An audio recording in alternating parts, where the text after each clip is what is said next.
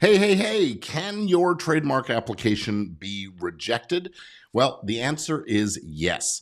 And I'm going to talk to you about that. Hi, I'm Gordon Firemark, the podcast lawyer. And in this session of the podcast, the Legit Podcast Pro Show, I will be sharing with you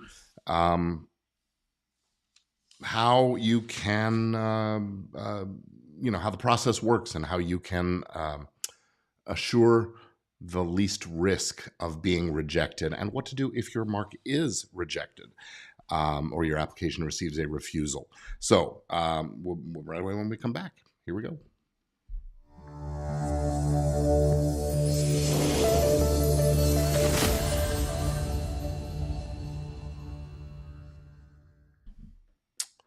All right, so unlike the copyright law where registration is granted to almost every application that is filed. Not all, but almost all. The Trademark Office and the trademark application process is really somewhat different. And if you're applying for a trademark for anything, but you're applying for a trademark for the title of your podcast or for some kind of a logo or identifier that you use in your show, maybe it's a segment title, those kinds of things. The way the process works is this. You prepare and file your application and you submit your specimens and you pay your fees. And then it goes into what seems like some random limbo. The Trademark Office has a fairly large volume of applications at any given time, and they've got a bit of a backlog, they say. So it may be months before your trademark application is even acknowledged. And then what happens is they assign the trademark application to an examiner.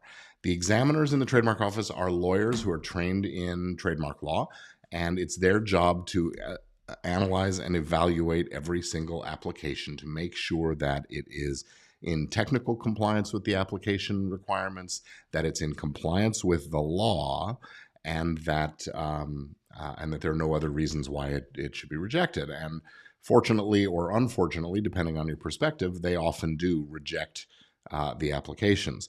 They will review the application carefully. They'll look at the description. They'll look at the mark itself. They'll look at existing other registrations, and they'll do searches of the general media and the world, and they're basically looking to see if there's something that would prevent the application from being processed successfully. So once they do all of that, they may very well come back with something called a preliminary office action, or an office action that is a preliminary refusal of registration for the trademark. The grounds for doing that are, there's a handful of them. The most common ones are, first, that the mark is confusingly similar. So in other words, there's a likelihood of confusion with an existing registered trademark. For example, you may have chosen a title that's just too close to something else. It's either identical or too close, and therefore likely to be confused within the same classes of goods or services, or related kinds of goods and services that may fall into other classes. They have some discretion in that arena, but generally it's in the same class of goods or services. So likelihood of confusion. Another reason they might reject it is that your mark actually fails to function as a trademark.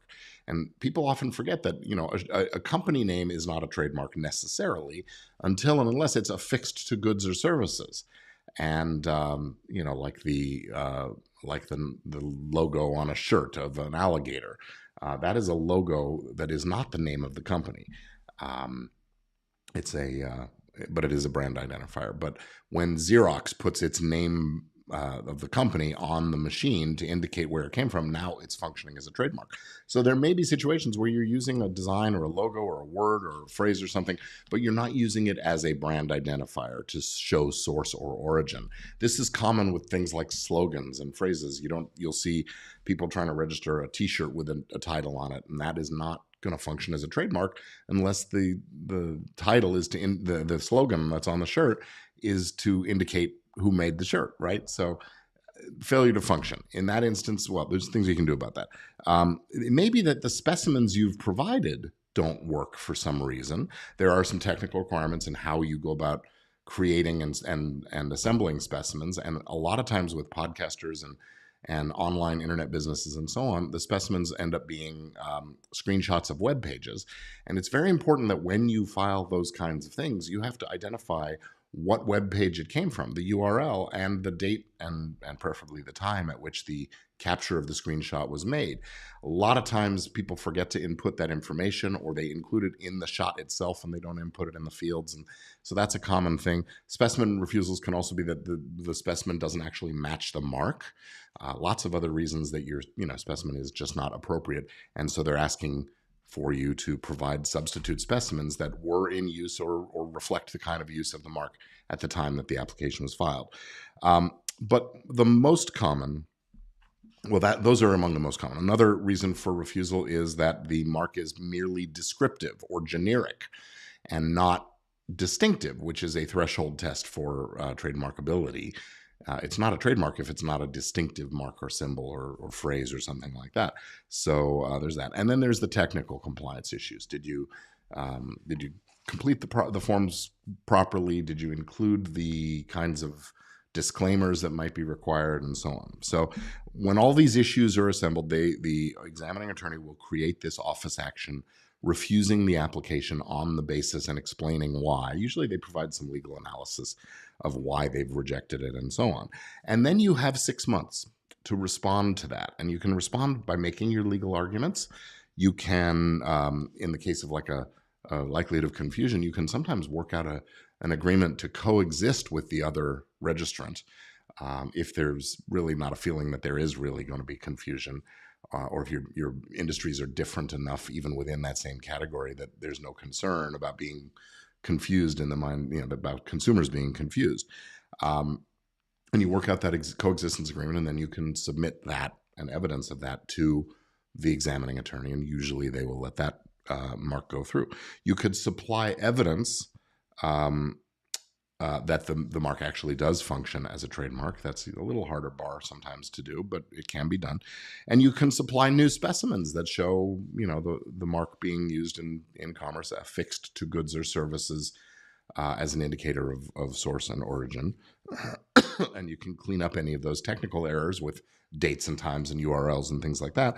And sometimes, now most of the time, those responses to the opposition or to the refusal need to be filed in written form either through the web page portal or on paper. But sometimes you can do it by just calling up the examining attorney and making if it's a minor technical thing. One of the common things is what's called a disclaimer, where a certain word may be so necessary to the lexicon that we won't allow a registrant to claim exclusive rights to that word. And so we need to do a disclaimer just saying applicant isn't claiming rights to that word apart from the mark as it's shown. And so you include that disclaimer, and the examining attorney can do that, over the phone for you, or sometimes even over email. And sometimes it's, with a tweak to the description of the goods or services, or a tweak to putting it in the right class if you were applying in the wrong class. All those kinds of things often can be done by examiner's amendment. And usually in their office action, the examiner will give a hint that that's possible. Sometimes they'll even just reach out and call you rather than doing an office action because it's such a simple minor thing. So that's a good approach. You're going to want to get some advice from someone when you get into these things, because there are scenarios where you wouldn't want to do that disclaimer or the office action. The approach they want to take isn't quite right. Anyway, once all that's done, once you've presented your legal arguments, sometimes there's a couple of rounds of this back and forth. Either the examiner issues an approval, a notice of approval, or a notice of allowance if you're applying for an intent to use trademark.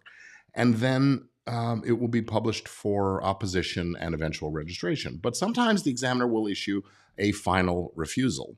And in that situation, it isn't as final as it may sound. There are opportunities to appeal that, but those refusals are relatively final at the trademark office.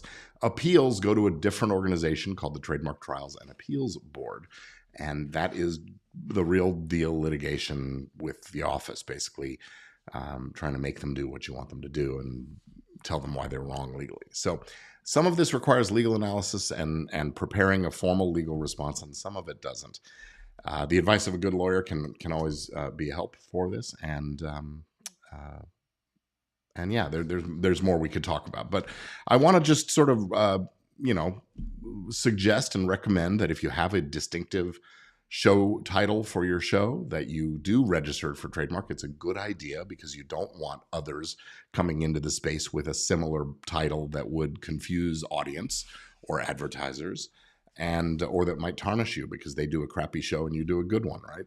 You don't want to be tarred with that brush. So it's a good idea to get a trademark so you can use that as a tool to stop others from infringing by adopting similar titles. If you are just choosing a title for your show, keep this in mind, and it makes sense to search. If you choose a title and you think it's a fantastic one, do a search of the podcast directories, do a Google search, go to the Trademark Office, the uspto.gov, and do a search through their TESS database, TESS, Trademark Electronic Search System, and do your best to find out if anybody else is using a similar title. If you don't do that research, you're at risk of either these kinds of refusals or of being threatened and possibly sued for trademark infringement because you've adopted a confusingly similar mark. So trademark law is something you definitely want to think about as you're creating courses, podcasts, product lines, things like a blog title. All of these things can be trademarks, and it's really important to think about that. So that's it. I'm Gordon Firemark, the podcast lawyer. I'm here most Thursday afternoons to talk about these kinds of issues. And if you have questions that I can answer, I would love that. Please, submit them to me in the comments or direct message or reach out to me in one way or another and let me know your question. And if you like what we're doing, please tell your friends, recommend us to folks, and share these videos so that other people will get to see it. And that'll help us to grow. And I think that's it. So thank you very much for watching, and I will be back again. I know what I want to say. Also, this is brought to you... Wrong graphic. What's going on there? I went the wrong direction on my buttons. Here we go. Brought to you by Legit Podcast Pro, our Facebook group where I am answering more of these kinds of questions and just generally looking for good engagement with podcasters and all this kind of stuff. I did it again. Anyway, so come and join Legit Podcast Pro. LegitPodcastPro.com will get you there. It's a Facebook group, and I also, occasionally reach out by email and those kinds of things. So that's it. Now I am really going to be done. I'll look forward to seeing you again very, very soon. And until then, have a wonderful time and keep on podcasting. See you soon.